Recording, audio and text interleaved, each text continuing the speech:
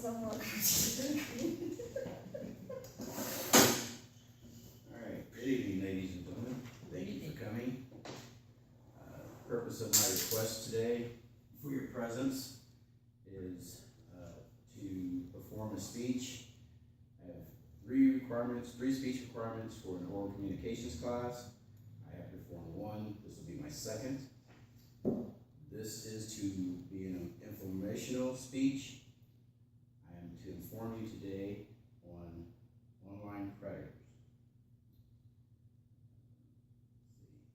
Initially, I had some videos to watch to show you all, but the storm knocked out the internet, so I don't have that available today.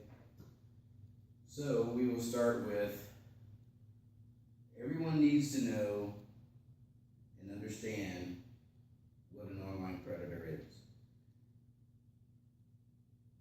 Online predator is defined as someone that is soliciting someone for sexual favors, sexual talk, anything that is not appropriate.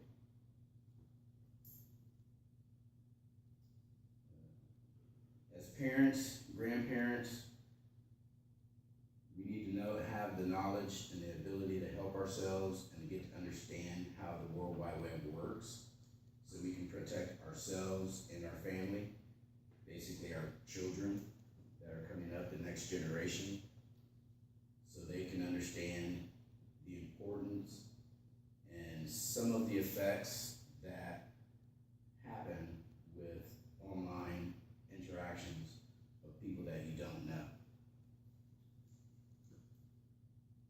Some of the interesting statistics that I found is that approximately 1 in 7, 13% of youth that use the internet have received unwanted solicitations. 9% of the youth that use the internet have been exposed to distressing sexual materials.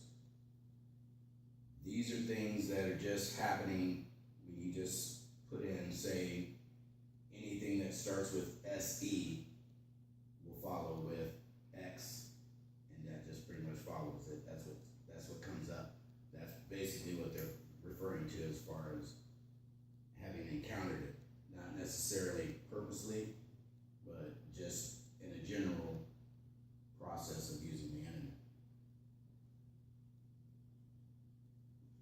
1 in 25 youths received an online sexual solicitation in which the solicitor tried to make offline contact, meaning somewhere along the line, that individual has groomed the person that they're trying to make physical contact with. And the term grooming is when the predators are basically siding with the individual, the child, and say they're having issues with friends.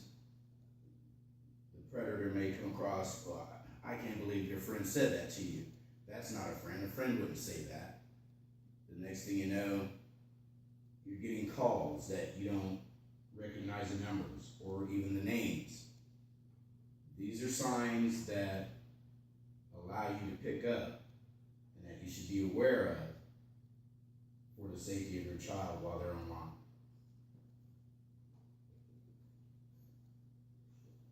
In more than one quarter, 27% of incidents, solicitors ask youths for sexual photographs of themselves. The most common first encounter of a predator with an internet-initiated sex crimes victim took place in an online chat room at 76%. Chat rooms they're referring to are like IM chats, instant messaging chat rooms,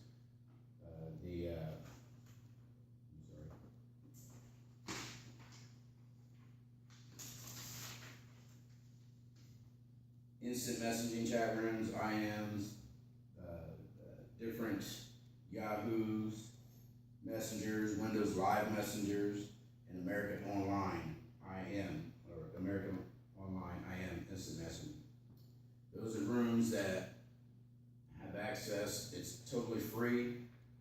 Anybody can access it. Predators basically live there, trolling, surfing for victims. You never know when that's going to happen. It can be happening right in front of you. There are signs out there that you can catch. Say, for instance, you walk into the room, all of a sudden the screen changes. You might not think about it the first time, but if it continues to happen, that's a sign that raises a flag. You need to be asking questions. What's going on? Who you're talking to?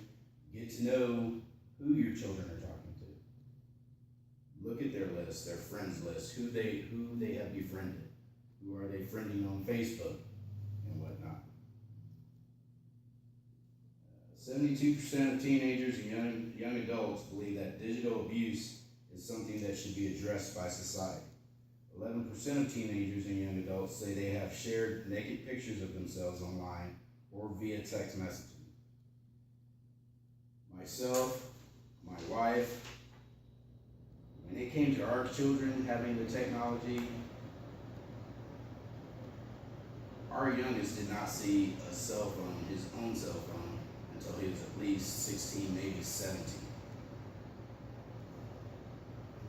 A lot of people were surprised at the fact that, he did not have this technology readily available for him. Today in schools, they're allowing it. It's almost part of the criterion to have a cell phone or some type of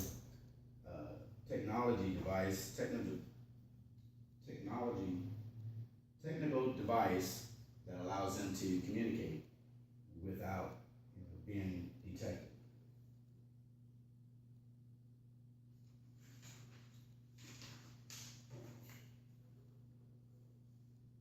Within the state of Ohio,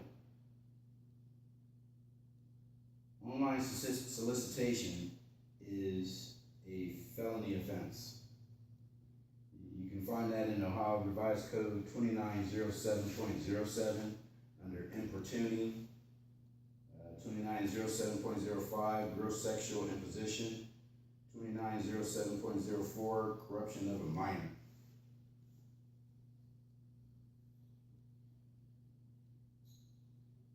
A lot of the contributing factors is the fact that children do not have experience with the internet. They're not being taught right, they're not being coached, they're not being observed, they're not being directed as to how to use the internet correctly or safely. Areas that you can go to on the internet are sites like Pure Site, Online Child Safety, Family Safe Computers, and then Internet Safety 101. I like that site. That basically, they're really kind of backed by the FBI and the government and those agencies. They have lines tied into what the statistics are and what's going on and how things are done. And actually, the FBI uses them to help them capture predators in different online stings and whatnot. Do any of you know some of the computer lingo, the internet lingo that children use today? Let's see. Let's test your internet knowledge. ASL in parentheses RP. You will know what that means. Age, sex, location. And the RP stands for race or a picture. BFGF. Good. BRB. CD9.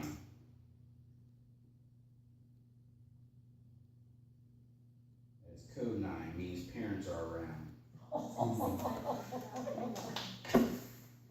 GNOC. Get naked on cam. GTG. Got to go. IDK.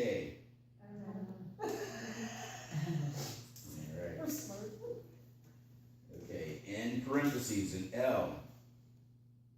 MIRL.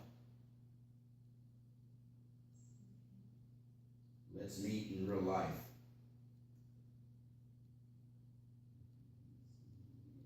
MOS. Mom over shoulder. Okay. Different signs that you can kind of look for as far as, maybe trying to see if things are going on online that you might not know about would be, like I said, the screen, going to a different screen when you walk in, getting nervous, maybe some sexual talk that you've never heard before, or it's just totally wrong for that particular age.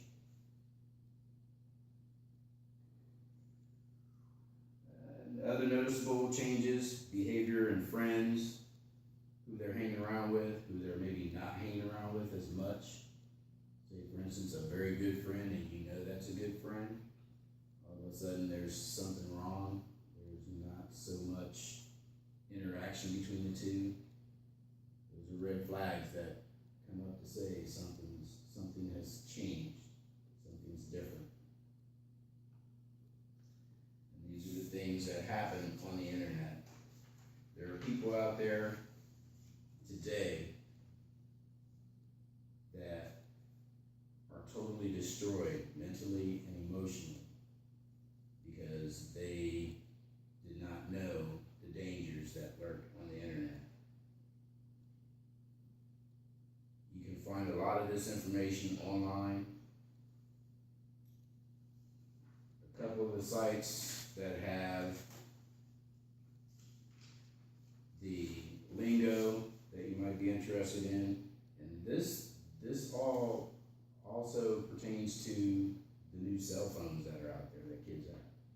Everybody wants the new cell phone, with the better pictures, the better video, because it's going to be a clearer picture. And the things they can do with these phones today, you'd be amazed. You really would. A couple of sites: noslang.com, netlingo.com, and netlingo.com top 20 teens. Those are all the sites that you can look at and get information on as to some of the cryptic language that is being used, not just on the computer but on the cell phones today as well. And I think that would be what I have for today. Again, I apologize for the technical issues. I had a couple good videos I want you to watch. And thank you for your time.